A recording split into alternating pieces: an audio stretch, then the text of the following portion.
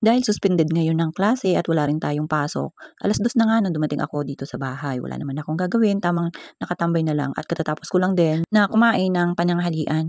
Sakto naman na nagpapatunaw ako at tamang paikot-ikot dito sa gilid ng bahay, patingin-tingin kung anong gagawin. Nakita ko nga ito yung mga damo na hindi na mapipigilan ang pagsisipaglakihan. Dahil wala rin naman tayong gagawin guys, nakatunga nga lang tayo dito sa loob ng bahay. At itong aming little boy, gising na gising. Kaya sabi ko kay nanay, magdadamo muna ako dito sa paligid para naman kahit papaano ay mabawasan ng paunti-unti. Ito yung mga damuhin namin.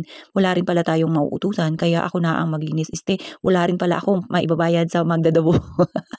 So ako na lang ang gagawa. Marami pa tayong energy na natitira sa araw na ito, kaya uubusin natin sa pagdadamo.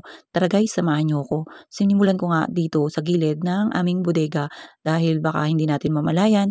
Dito na pala nagsisipagtaguan ang ating mga kalaban. Kaya yan guys, tingnan nyo, marami pang ang kangkong dyan na nagsisipaggapangan. Gusto na ipumasok na doon sa bodega natin.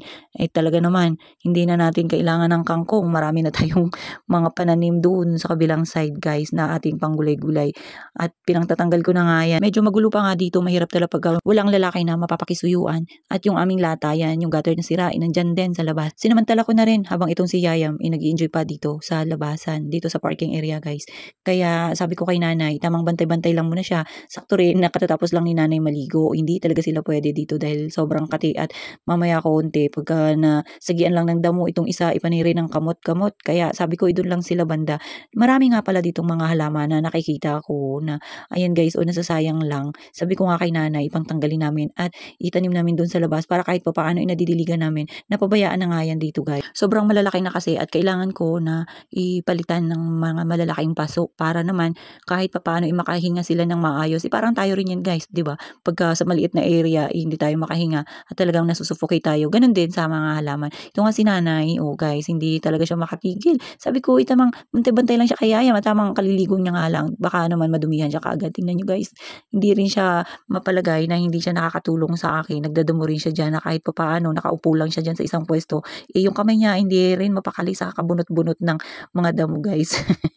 Siguro kung hindi ako nakapwesto dito sa mga damuhin, malamang siya na yan guys ang pupwesto. Ang iniisip niya kasi itong si Yayam, pare rin ang buntot. Talagang kung kayayam lang at walang nagbabantay sa kanya, magpapagita rin yan siya doon. At malamang tutulong din yan sa pagbubunot-bunot ng mga damong ito. Talagang ang bilis lang na magsipagtubuan ng mga damo dito guys. Gawa ng sa kabila kasi dito sa may likuran, sa kapitbahay, iligan ng tubig.